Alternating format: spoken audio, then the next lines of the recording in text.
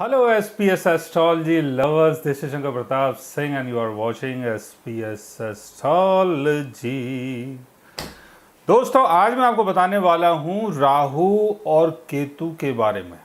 और ये राहु केतु 8-10 साल से ऐसे छाए हैं कि इनका रूल कभी ख़त्म ही नहीं होता और ना कभी होगा। और आज जो मैं आपको बताने वाला हूँ वो बड़ा ही इंटरेस्टिंग है, आपको मज़ा आएगा सुन के कि राहु और केतु का असर हमारी लाइफ में इतना ज़्यादा क्यों होता है। हमारी डेली की जो लाइफ है, जो भी हमारी दिनचर्या है, उसमें सबसे ज़्यादा असर राहु और केतु का क्यों होता है। इतना शनि का नहीं होता है, इतना गुरु का नहीं होता है, इतना शुक्र का नहीं होता है, इतना किसी और ग्रह का नहीं होता है जितना असर राहु और केतु का होता है। क्योंकि राहु और केतु का जो असर है वो दूसरे ग्रहों के ऊपर चला जाता है। यानी और जो दूसरे ग्रह हैं वो भी राहु केतु के इन्फ्लुएंस में चलते हैं, उनका असर उन प्लैनेट्स के ऊपर होता है। और इसका रीज़न क्या है? क्या इसका रीज़न है कि ऐसा राहु और केतु का जो असर है और जितने भी जो हमारे प्लैनेट्स हैं उनके ऊपर इनका असर क्यों हो रहा है, इसको समझने की कोशिश करते हैं। देखिए, राहु और केतु का जो असर है वो इतना ज़्यादा इसलिए होता है क्योंकि ये ऑल टाइम वक्री चलते हैं। इनकी जो चाल है वो ऐसी होती है,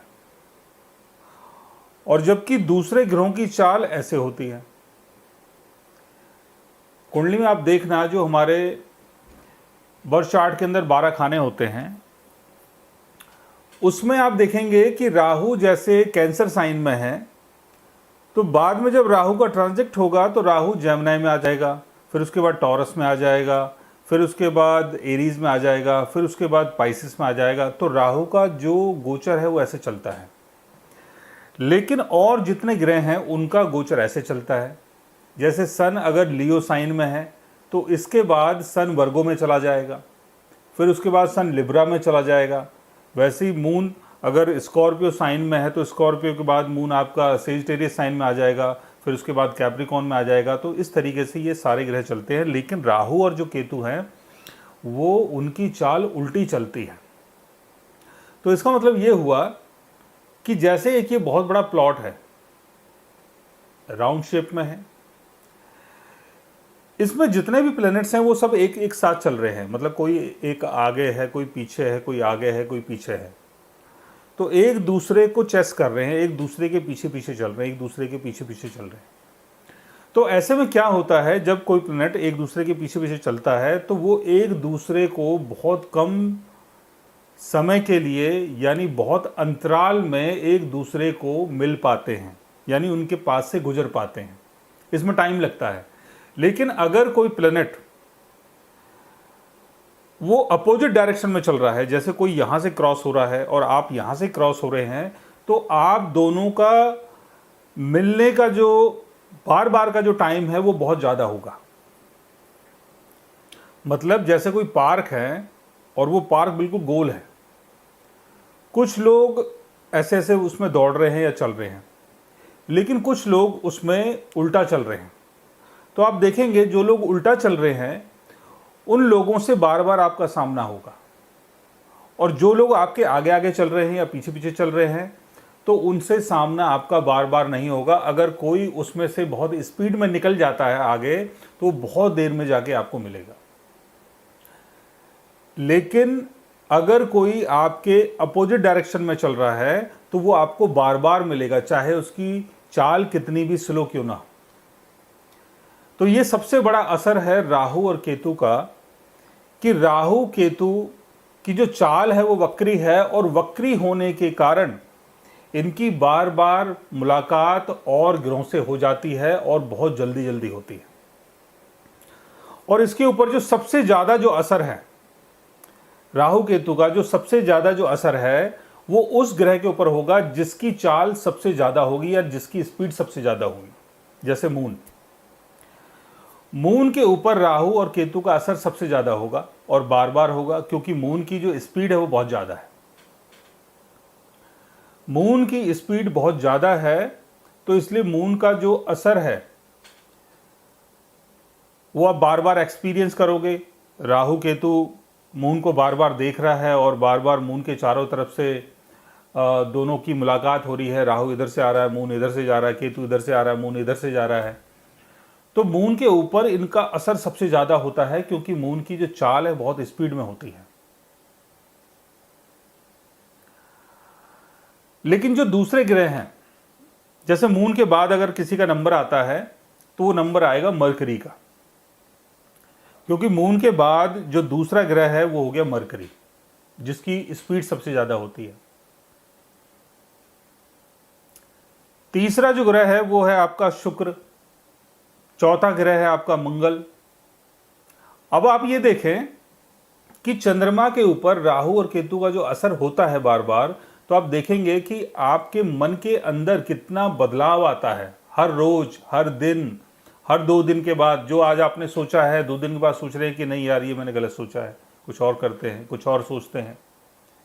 तो मन के ऊपर बहुत ज़्यादा असर इनका होता है राहु और केतु का। आज आप बहुत ज़्यादा खुश हैं, कल आप बहुत ज़्यादा दुखी हैं, परसों आप और ज़्यादा परेशान हो गए, तरसों आप और ज़्यादा डिप्रेशन में चले गए, फिर और कुछ ऐसा हुआ कि आपके जीवन में कुछ बदलाव आया और आप दोबारा से खुश हो गए, फिर उसके बाद दोबारा से दुखी हो गए।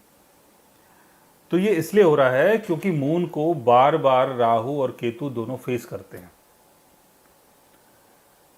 बिकॉज मून का जो रोटेशन है वो इतना फास्ट है कि वो बार बार राहु और केतु के सामने आता है।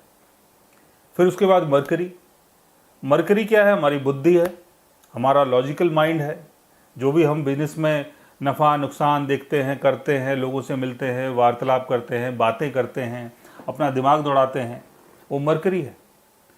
कई बार क्या होता है, आपके अंदर बड़ी चालाकी होती है और कई बार आप बहुत ज़्यादा स्लो हो जाते हो।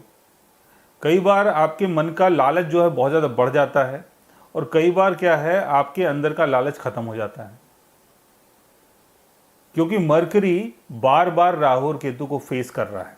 मून के बाद दूसरा नंबर आता है मरकरी का, तीसरा नंबर आता है शुक्र का। शुक्र कंट्रोल करता है हमारी वेल्थ को, हमारे सुख को, हमारे जो भी आसपास के लोग हैं और उन लोगों के साथ जो हमारे संबंध हैं, उन सारी चीज़ों को। तो आप देखेंगे कि हस्बैंड वाइफ अगर हैं, एक साथ रहते हैं, या 2 दोस्त 2 फ्रेंड एक साथ रहते हैं, या गर्लफ्रेंड बॉयफ्रेंड अगर एक साथ हैं, तो आप देखेंगे हर दूसरे दिन, तीसरे दिन, चौथे दिन कुछ ना कुछ नोक झोंक ये सारी चीज़ें चलती रहती हैं।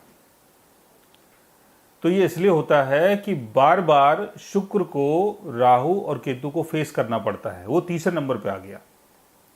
जैसे सबसे फास्ट हो गया मून, उसके बाद हो गया मरकरी, उसके बाद हो गया शुक्र, उसके बाद हो गया मंगल, फिर उसके बाद हो गया गुरु। गुरु का संबंध ज्ञान से है, एक्सपेंशन से है, बढ़ोतरी से है।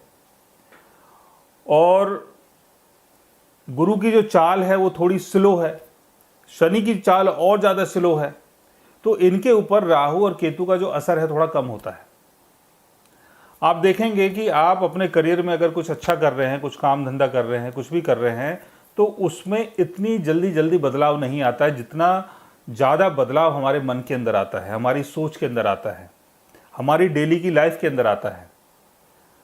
आप अगर कोई कोर्स कर रहे हैं, कहीं पढ़ाई कर रहे हैं, किसी कॉलेज में गए हैं और वहाँ पर आप 4-5 साल का डिग्री डिप्लोमा कोर्स कर रहे हैं कुछ भी, तो आप देखेंगे वहाँ ज़्यादा कुछ बदलाव नहीं आ रहा है, चीज़ें वैसी चल रही हैं। या आपका कोई बिजनेस है, कोई धंधा पानी आपने अपना बना रखा है, उसमें भी आप देखेंगे कोई ज़्यादा बदलाव नहीं आ रहा है। लेकिन आपकी सोच में, आपके मन के अंदर, आपके विचारों में, आपके संबंधों में बहुत बदलाव आता है और आपके कैश फ्लो में बहुत ज़्यादा बदलाव आता है। कई बार कैश फ्लो बहुत ज़्यादा डाउन हो जाता है, कई बार वो बहुत ज़्यादा ऊपर चला जाता है। तो वो इसलिए होता है कि तीसरा जो नंबर है वो शुक्र का है, चौथा नंबर मंगल का है।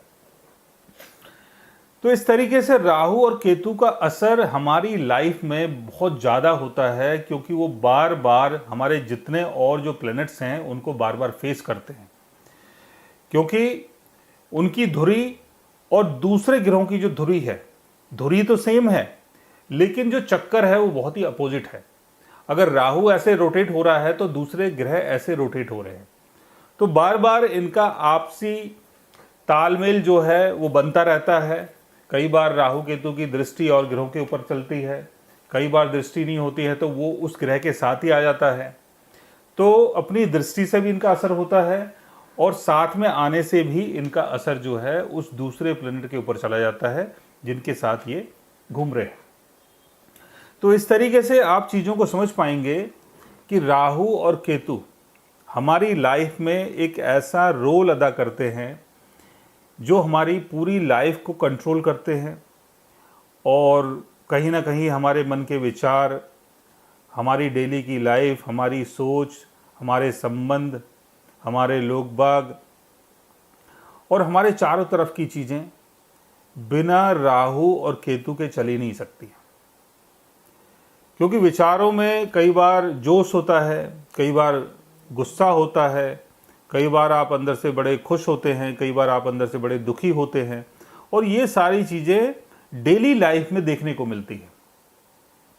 डेली लाइफ में जितना भी उल्टा सीधा हो रहा है, जितना भी आप चीज़ों को एक्सपीरियंस कर रहे हैं, देख रहे हैं, कुछ अच्छा हुआ, कुछ बुरा हुआ, किसी ने आपको कुछ बोल दिया, आपने किसी को कुछ बोल दिया, तमाम चीज़ें जो आप देख रहे हैं अपने चारों तरफ, लोग भाग रहे हैं, दौड़ रहे हैं, ये कर रहे हैं, वो कर रहे हैं, इनका सारा जो खेल है, ये जो चल रहा है, ये राहु और केतु के कारण है।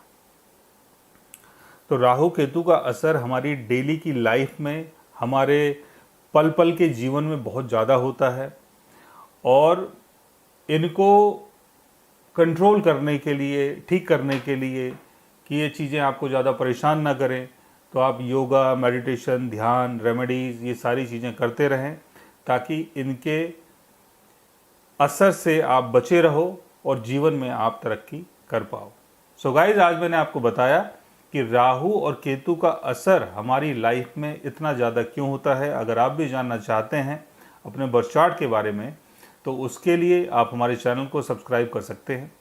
और अगर आप हमसे बात करना चाहें, कंसल्ट करना चाहें, पर्सनली हमसे मिलना चाहें, तो आप हमारे व्हाट्सएप के थ्रू, हमारे ईमेल आईडी के थ्रू हमसे मिल भी सकते हैं, बात भी कर सकते हैं और कंसल्टेशन बुक भी कर सकते हैं। So guys, take care, love you all and good bye.